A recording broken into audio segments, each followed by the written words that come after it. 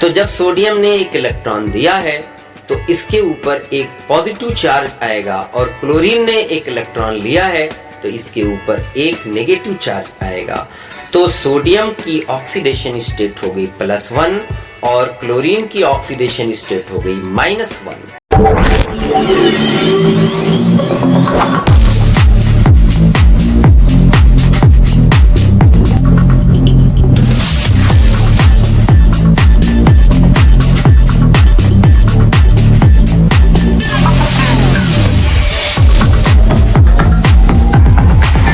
Hi my dear students, how are you.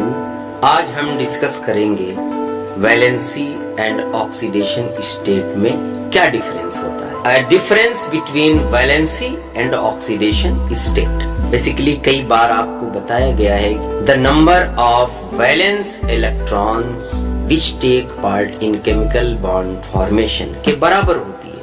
जब हम sodium का इलेक्ट्रॉनिक कॉन्फ़िगरेशन करेंगे तो उसके लिए हमें सोडियम का एटॉमिक नंबर पता होना चाहिए। सोडियम का एटॉमिक नंबर है 11। जब हम इसका इलेक्ट्रॉनिक कॉन्फ़िगरेशन करते हैं बोरबरी कॉन्सेप्ट के अकॉर्डिंग तो ये होता है 281। तो लास्ट में इसके 1 इलेक्ट्रॉन है। The number of valence electron is 1 and this 1 electron takes part in chemical bond formation. तो ये जो आपका लास्ट का इलेक्ट्रॉन है इसी को हम वैलेंस इलेक्ट्रॉन कहते हैं, और यही एक इलेक्ट्रॉन बॉन्ड फॉर्मेशन में हिस्सा लेगा। तो यहाँ पे अल्टीमेटली हम ये कह सकते हैं कि सोडियम जब बॉन्ड बनाएगा तो अपना एक इलेक्ट्रॉन किसी को देगा। अब मेटल है तो नॉन मेटल को देगा, और नॉन मेटल सपोज दैट कि क्लोरीन है तो क्लोरीन का इलेक्ट्रॉनिक कॉन्फ़िगरेशन करने के लिए इसका एटॉमिक नंबर हम जानते हैं कि 17 होता है, और 17 का इलेक्ट्रॉनिक कॉन्फ़िगरेशन होगा 287।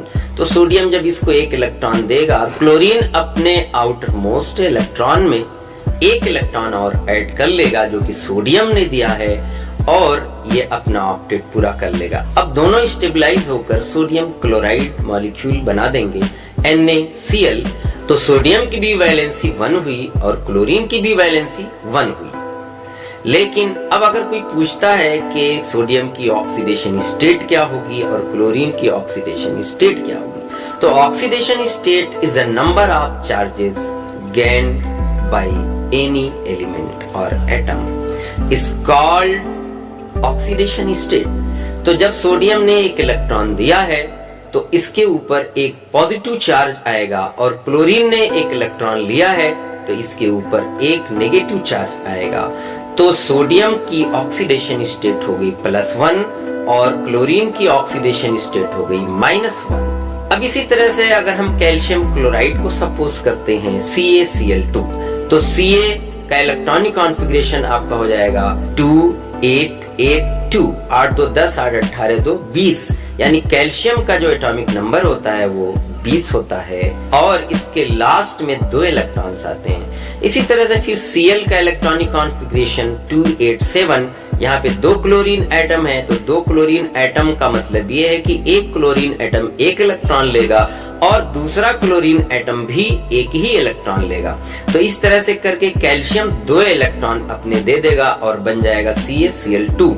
अब कैल्शियम की वैलेंसी 2 हो गई और क्लोरीन की वैलेंसी 1 ही रही, क्योंकि एक क्लोरीन ने सिर्फ एक ही इलेक्ट्रॉन गेन किया है तो क्लोरीन की वैलेंसी 1 रही। तो इस तरह से 2 क्लोरीन ने 2 इलेक्ट्रॉन गेन किया, एक क्लोरीन ने 1 इलेक्ट्रॉन गेन किया। तो कैल्शियम की वैलेंसी 2 और क्लोरीन की वैलेंसी 1। अब कैल्शियम की ऑक्सीडेशन स्टेट क्या होगी? कैल्शियम की ऑक्सीडेशन स्टेट, क्योंकि ये 2 इलेक्ट्रॉन्स दे रहा है, डोनेट कर रहा है, इसलिए इसकी ऑक्सीडेशन स्टेट +2 होगी, और 2 क्लोरीन एटम की ऑक्सीडेशन स्टेट -2 हो जाएगी। तो इस तरह से बच्चों हमने आज सीखा कि वैलेंसी और ऑक्सीडेशन स्टेट में क्या फर्क होता है। इसी तरह के किसी और वीडियो के साथ हम फिर मिलेंगे, तब तक के लिए अख्तर सर को दीजिए इजाजत।